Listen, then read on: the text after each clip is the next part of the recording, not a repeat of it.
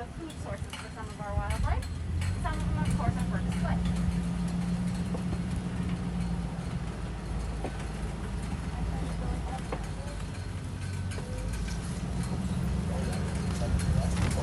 Yes! I always wait for someone to bring that up. Because we actually had it first. When they were making the film for Jurassic Park, Steven Spielberg came to the park to see what an open air zoological society looked like, saw our double gate system, and put it into the movie. But like I said, we're going to go into a habitat with only herbivores. And let's face it, in the movie, he made the gates open like this, very dramatic. And that's obviously why that T-Rex got it. As you can tell, we have the sliding gates. Now, of course, I say he had it first, but technically we didn't.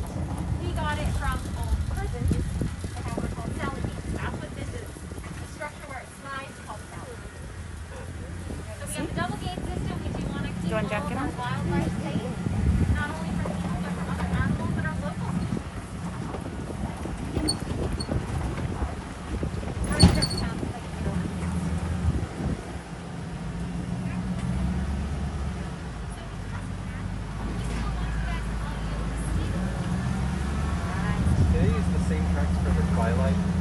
Yes, we do use these same trucks for the pilot. Are you going up to that? No, I just Okay.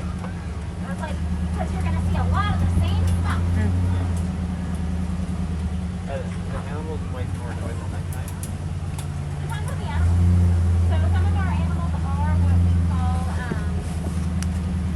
nocturnal, which means that they're going to be like right before sunset, through the night, and a little bit after sunrise. We're gonna go see them.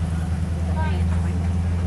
They're nighttime hunters, so the summer hunters aren't feeling their but they do wake up just before sunset and at just past dark.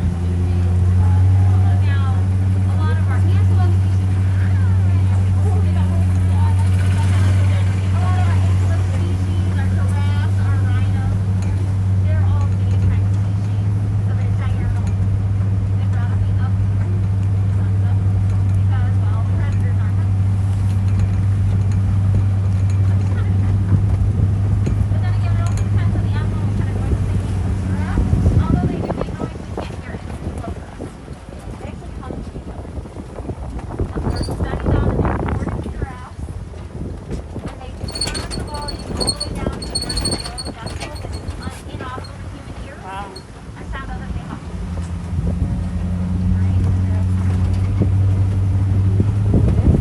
Right behind our world garden with our beautiful cacti species right there.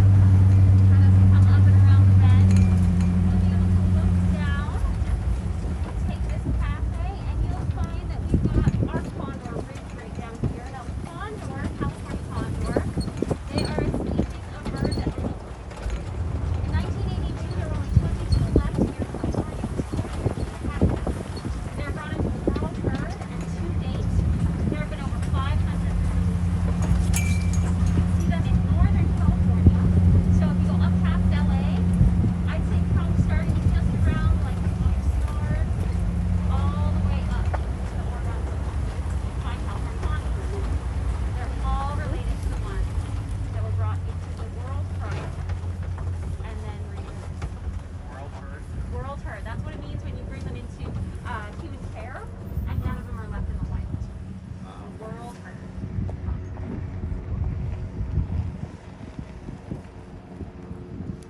Red Rock. They're watching for us. They know we're on a time schedule.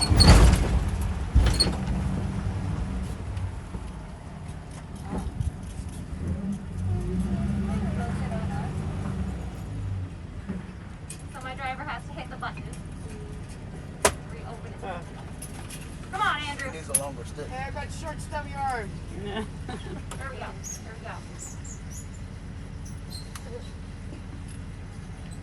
Sorry, Kelly, you got the one driver who's the shortest. Danny's shorter.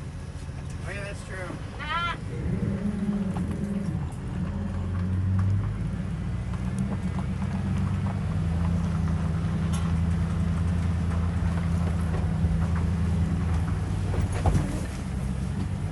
Get bumpy. Hold on.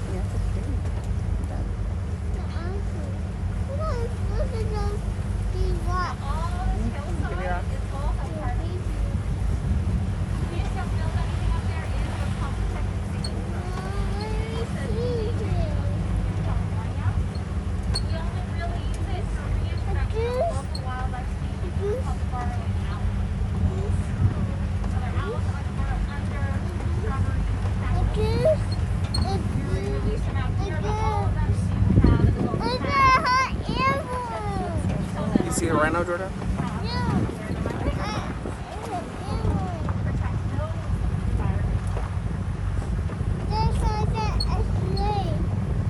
Oh, that's blue to me, right? This one?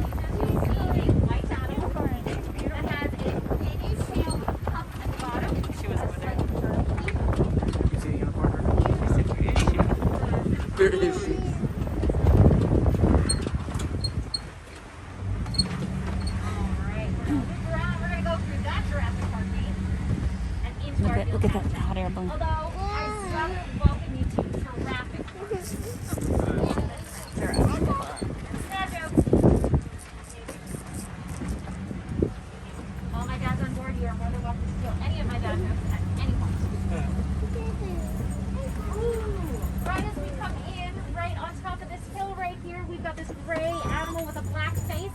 This is called the wildebeest.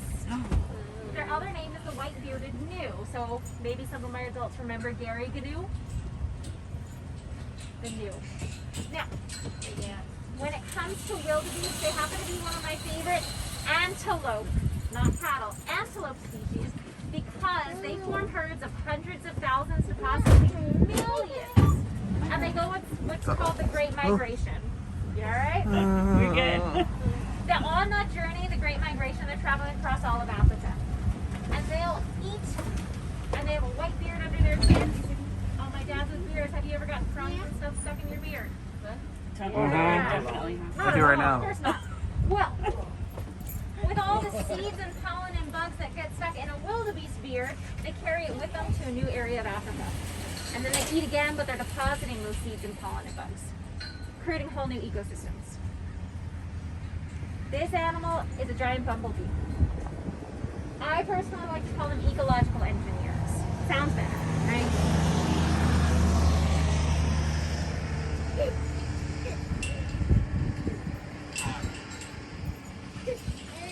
Can the lions see them from their habitat?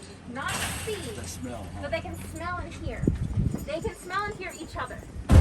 Lions, they keep that predatory instinct going, but for a wildlife in this field habitat, because we're a breeding facility, it makes them think, I'm here today, it could be lunch tomorrow, I should have started my family yesterday.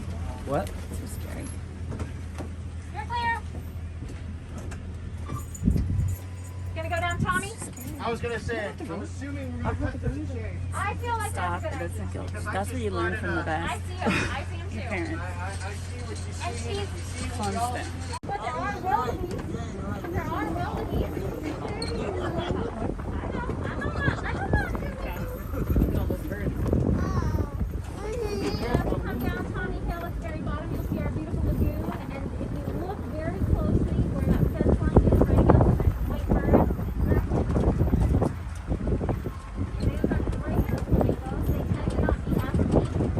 Compared to the flamingos, they eat the squirrels. These guys come from Africa. They're really small ones. And they actually giraffes might think that it's a carrot. Expensive carrot. Yeah, very expensive carrot, right?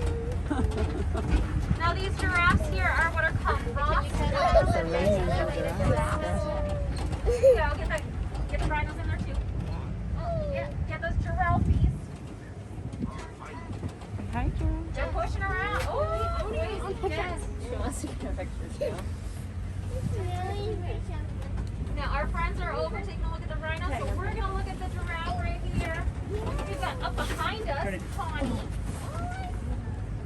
Right over here on the side as we're coming up, this is Yamakani. So Connie and Yamakani. Oh my God. We've got Let's take a across the picture. way Siri, and then the dark spot, that's Khaleesi. And then if you actually look all the way over across the river by that gate over there, that little tiny giraffe, that is our 7-month-old baby. Her name is Nani. Come look. I know. Okay, since the rhinos are running around, let's all take a moment. All right, so we've got several rhinos right over here. We have Alice, who's got the mud on her belly. She is 1 year old. Her mom is the other rhino covered in mud. That is Casey. Casey is the grandmother to that little 19-week-old baby, Kamaria. And Kamaria's mom, Kianga, is Casey's older daughter. We got the giraffes right in front of us, guys. Oh, Connie almost caused us a giraffe kill. See, Dad's getting my jokes. Look at that giant one. Hey, hey. Look away. They're trying to get into the screen. Do you hear that? That's the rhino. Rhino makes that noise? That was the rhino making that noise as it ran. Are these African Expelling. So these are southern white rhinos. So yes, they do come from Africa. There are two species that come from Africa, the white and the black rhino, and the white rhino is split into two groups, north and south. The only thing is that while the north into a southern white rhino, to make sure we have the science correct before using any of that material that we have saved up. So all the way at the end, grandma to the little baby, that is Casey running with her 1-year-old Alice. Daddy.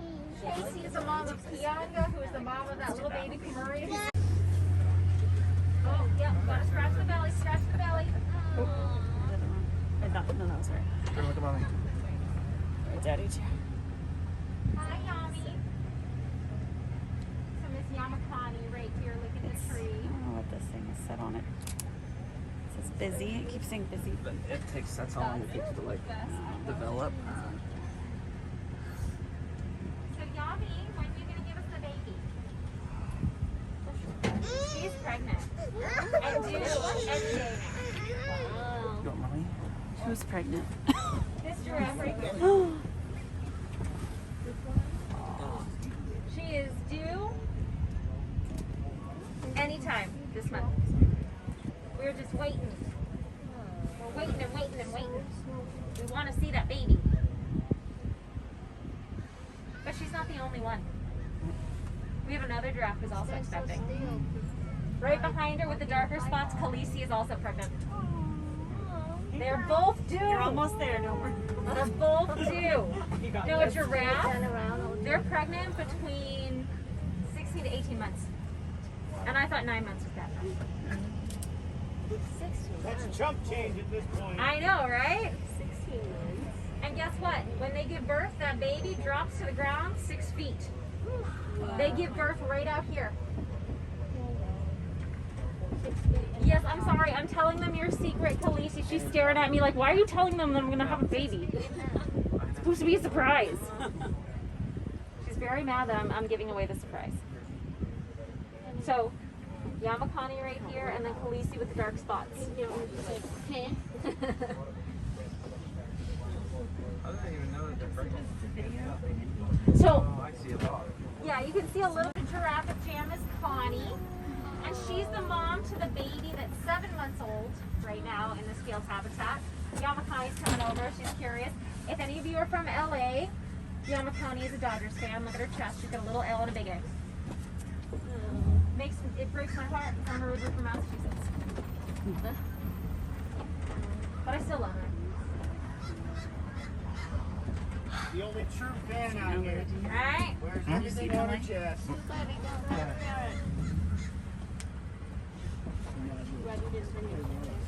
You got it right. You're not the first to say that. I think that's one of the most iconic giraffe emblems that people can recognize. So they see giraffe and they say, Toys R Us, Jeffrey the giraffe.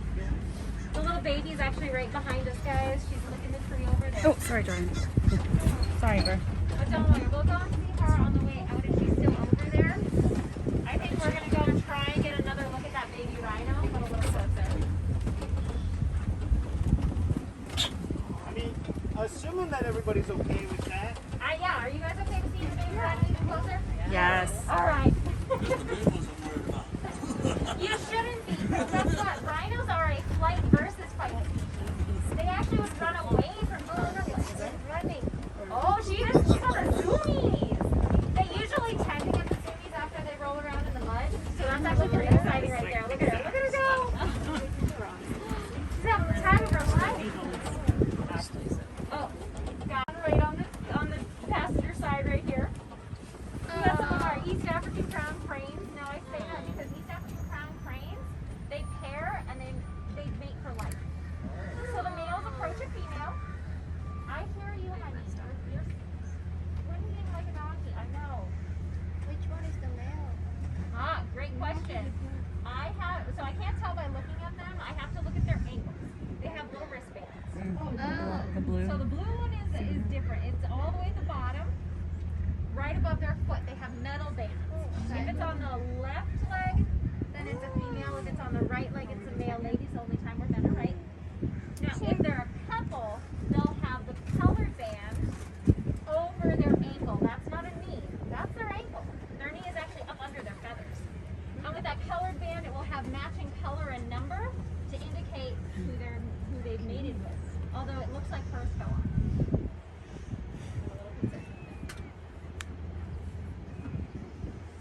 Now, when it comes to mating, the male approaches the female and performs a dance. And if she likes it, they mate. And they match for life. And throughout their entire courtship, the male will perform that dance over and over again. But every time he performs it, he adds a new move.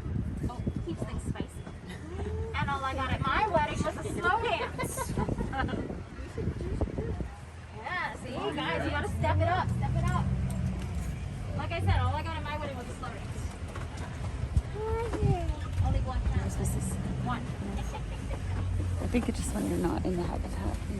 I don't know. My husband said that in Vietnam it's just not a thing you do. You don't do dances other than just a dance. One dance. That's all I got.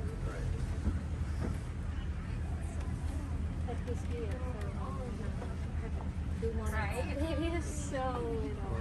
That baby's so cute. 19 weeks, coming on 20 weeks now. Oh my god, so big. This is mom's first baby, so that's mom right there. That's Kianga, her daughter Kamaria. That Rhino is chasing the giraffe. Oh my god. Oh, look at that. Now Kianga is 6 years old. Rhino can have their first calves somewhere around 6 to 8 years old. The little Kamaria is her first. We hope that there will be many more to come in the future. Hi, Kianga. Hi, sweet girl. Now take a look at her horn. Let me get a picture. Kianga's horn, of course, we've got two babies. The second horn hasn't really poked through the skin just yet. But those horns are, of course, what we notice rhinos having.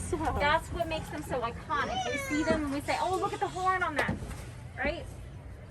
Well, did you know that there is this old global belief that a rhino horn can be used as a medicine? Some people believe that. What's this stand? But I want you guys to do a little experiment with me. Can you touch your fingernails? Touch your nails. Touch your nails. Or touch your hair. You all just pet a rhino horn. Rhino horn is made out of the same thing as our fingernails and our hair. It's made out of keratin. So, is there any medicinal value to a rhino horn? No. If you get really good pictures and videos of our rhinos today, we would love for you to put them on your social media.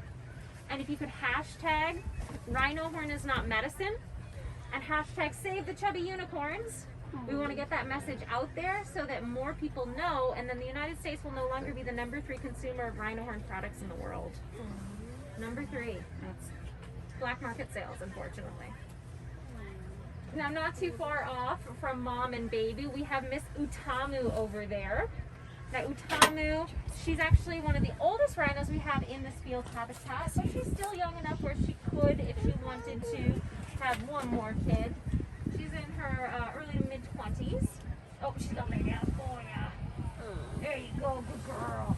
Now, as you can see, Utamu's horn is very distinct, and that's how we tell our rhinos apart, is we look at their horns. So Utamu's looks like a lobster claw. That's how I know it's her.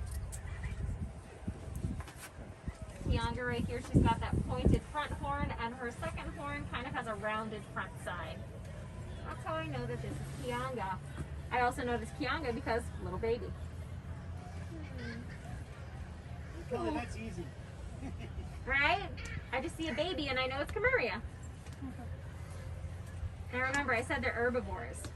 Look at right here. They're eating hay. They also can eat grass. And they get up to 4,000 to 5,000 pounds. Size of a Ford F-150 truck. That's really big, right? It's big, right? Sis? That's really big. So yeah. Now remember how I said that they are a flight versus fight species?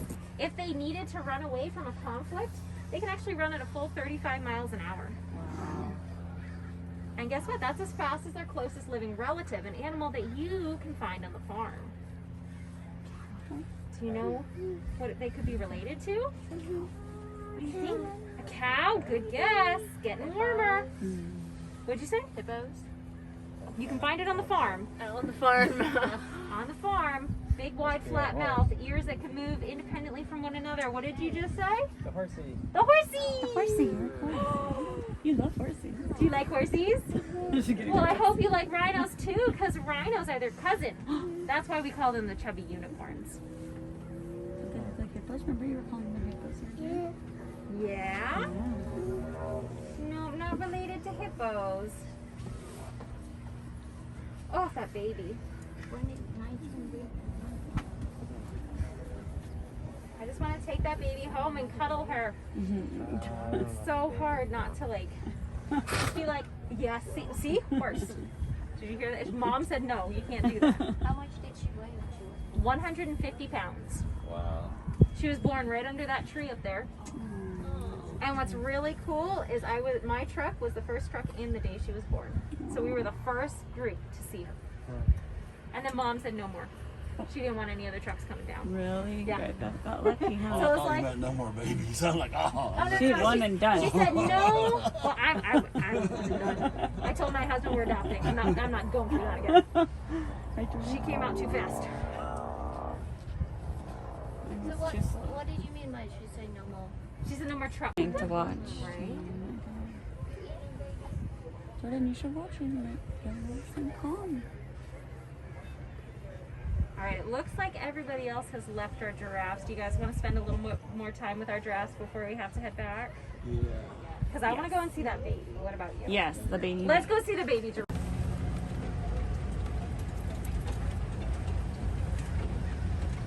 They're predators in the wild, like lions. For a baby hippo. An adult hippo? No natural predators or any rhino. Oh my god. No rhino, no natural predators. Remember they're that 4,000 to 5,000 pounds. So it's gonna take a lot to take one down. They have a natural predator, which is man hunting them for worms. Giraffe, definitely a lion could harm them if they're laying down. So they only sleep for a maximum of about 12 minutes at a time. Yup. But what's really special about our giraffes is that they can actually be used by other animals as a warning system. They can see for 2 miles. So, if antelope are hanging around like those water buck are on that hillside there, not too far from our giraffes, and they were to see the giraffe start running, those water bucks have a 2-mile head start before others. Why are the trees covered in trees? So that's a galvanized metal to protect the bark of the trees. And then because it's galvanized, it doesn't rust, but it gets salt builds up, and our wildlife still looking anyways. We got the baby right over here. You're clear. So they licking the salt. Yeah, they're licking the salt from the trees.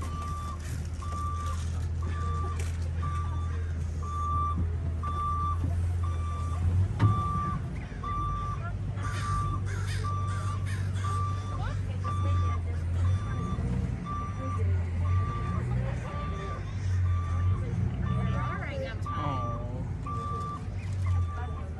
Beautiful, Andrew. Love it. So we got baby giraffe right here. She really wants to be friends with these DeFossa water bucks. But they are like, you're a totally different species than us. What are you doing?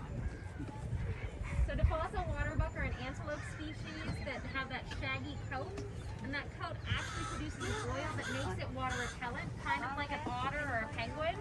They can run into a river or a lake if they're being chased by a lion and actually swim away. And that lion says, I don't know how to swim. I'm going to go find something easier to catch. We got a... Is the ones without the horns female? Yes, the one. Look at the Guys, rhino. they see the transport truck. They're going to stampede. So we're going to stay right where we are. The rhinos are coming through. The giraffes are going up. That transport truck spooks them. So they know what a transport truck looks like. Well, that's exciting. Not something I get to see every day even.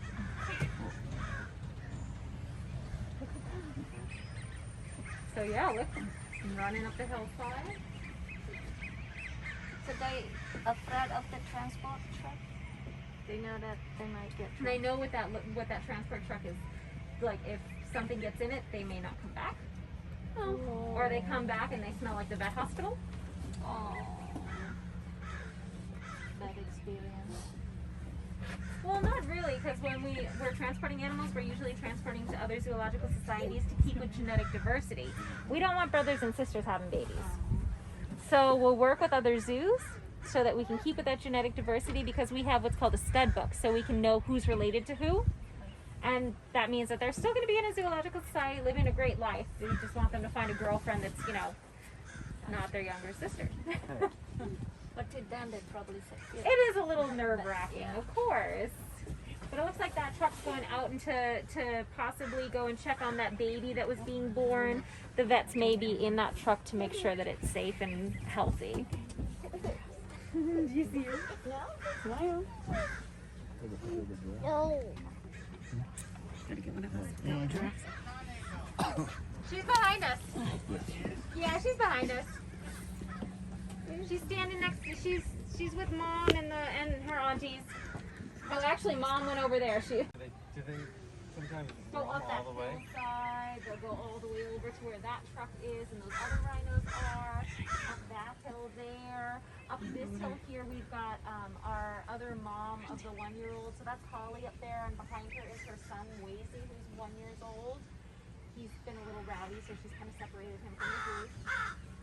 They can go to the hillside where we saw the wildebeest. This whole field is all for them. And they do. Oh yeah. Explore all Oh over. yeah. So the rhinos are heading that way right now. Those Cape buffaloes that are on the hillside there, which I'm good with them being over there. They don't like me very much because I have their hands look like a tiny mustache. They've never let me live it down. They are sometimes over on the hill over here. Nani's keeping the air behind us. Jordy waved to giraffes. Siri is staring us down. She's like, "Are you a food truck?" It's like, "No, we are not a food truck, Siri. Sorry." Well, Sally, that's what you missed earlier.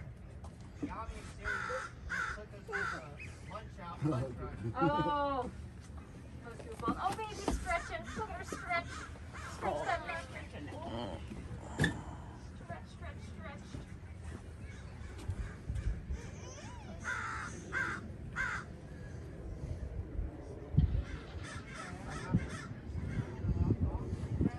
Yep. Where we going? It's gonna be next week.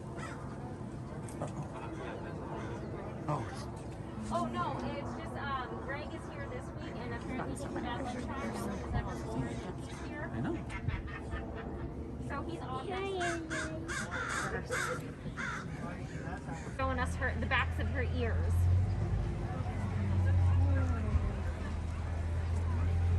So those